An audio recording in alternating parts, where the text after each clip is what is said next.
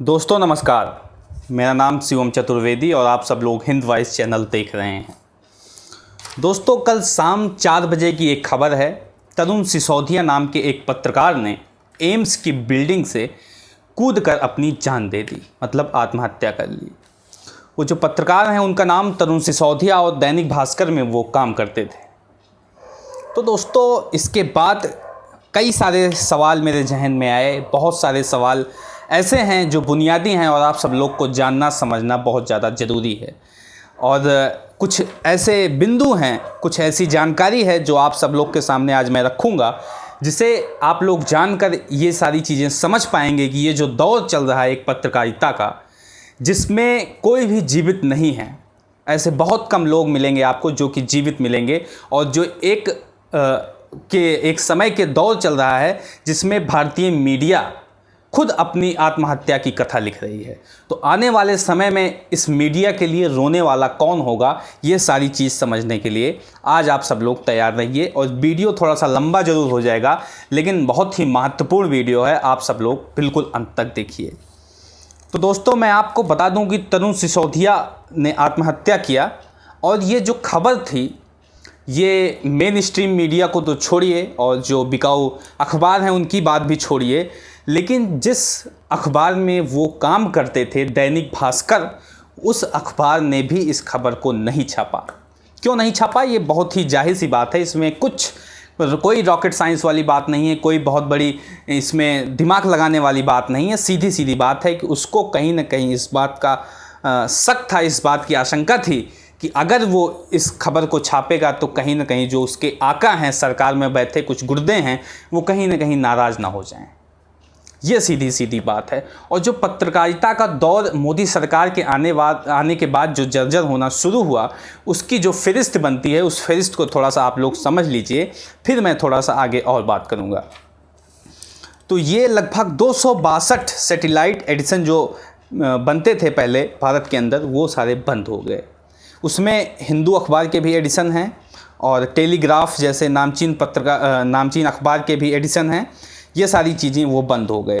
315 से ज़्यादा मैगज़ीनें बंद हो गई जो कि खबर से जुड़ी होती थी और लिटरेचर से जुड़ी होती थी, वो सारी मैगज़ीनें बंद हो गई। 512 मैगज़ीनें जो मैगज़ीन है उनको डिजिटल कर दिया गया। 512 मैगज़ीनें डिजिटल हो गई, अब वो प्रिंट फॉर्म में नहीं छपती हैं। उनका कोई एक तरह से देखा जाए तो केवल आप उसे ऑनलाइन पढ़ सकते हैं, प्रिंट फॉर्म में नहीं पढ़ सकते।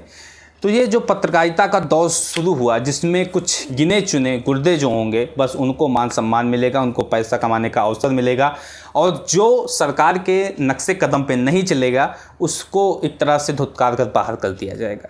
ये जो दौर शुरू हुआ है ये कब तक चलेगा और इसका अंत क्या होगा, इसको थोड़ा सा आप लोग समझने की कोशिश करिए।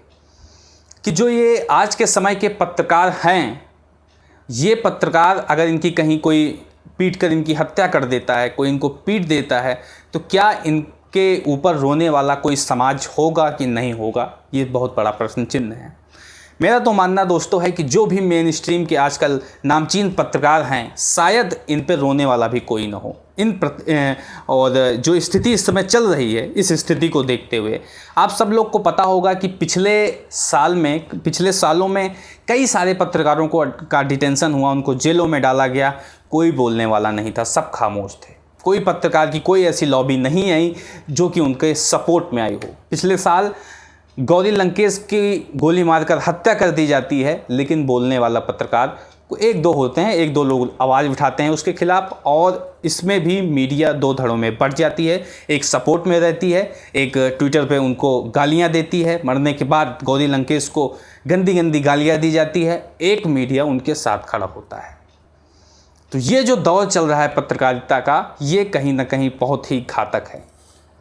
एक और मैं बात कर लेता हूँ कि जो इंफ्रास्ट्रक्चर है हमारे देश का, जिसके कारण आज तरुण सिसोदिया की जान गई, आत्महत्या उन्होंने की, एम्स के चौथे बिल्डिंग से कूदकर उन्होंने जान दे दी अपनी, कि जो मेडिकल का इंफ्रास्ट्रक्चर है इतना जर्जर क्यों है।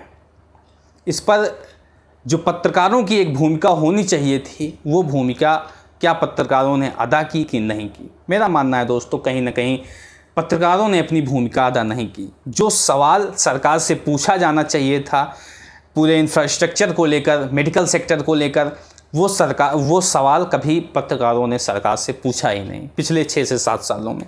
स्थिति पहले भी ऐसी थी, लेकिन इतनी जर्जर स्थिति नहीं थी जो कि अब होती हुई चली जा रही है। तो एक आंकड़ा छोटा सा आया है, आप सब लोग के सामने मैं रखना चाहूँगा। इस पूरे कोविड-19 के दौर में लगभग 187 पत्रकारों की मौत हुई है पूरे दुनिया के अंदर, और जिसमें से 10 पत्रकार हैं भारत के 10 पत्रकार की जान गई है इस कोरोना वायरस के महामारी में, और पूरे दुनिया के 187 पत्रकारों की जान गई है। लेकिन जो एक आप कह सकते हैं शर्म की बात है और चौंकाने वाली बात है कि आत्महत्या अगर किसी देश में कोई पत्रकार किया है तो वो केवल भारत है।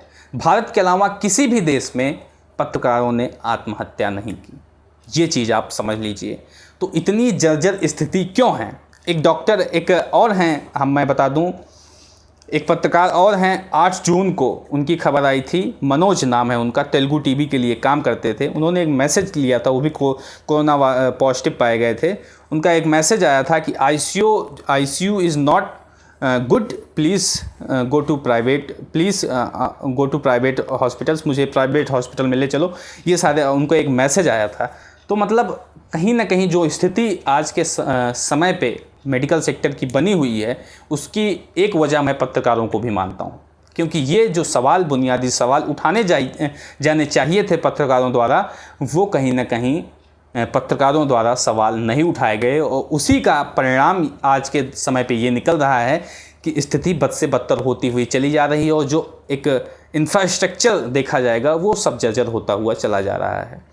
प्राइवेटाइजेशन के दौर में सरकार लगातार बढ़ती हुई चली जा रही है, सारी चीज़ों को प्राइवेटाइज कर देने की एक होड़ सी लगी हुई है, और इस दौर में इस चीज़ पे कौन फोकस करेगा इसका तो कुछ पता नहीं है दोस्तों। तो दोस्तों मेरा मानना ये है कि आज के समय की जो पत्रकारिता चल रही है, इस पत्रकारिता को, पत्रकारों को छोड़ना चाहिए, और छोड़ना उनको पड़ेगा अगर वो जीवित रहना चाहते हैं आने वाले समय में।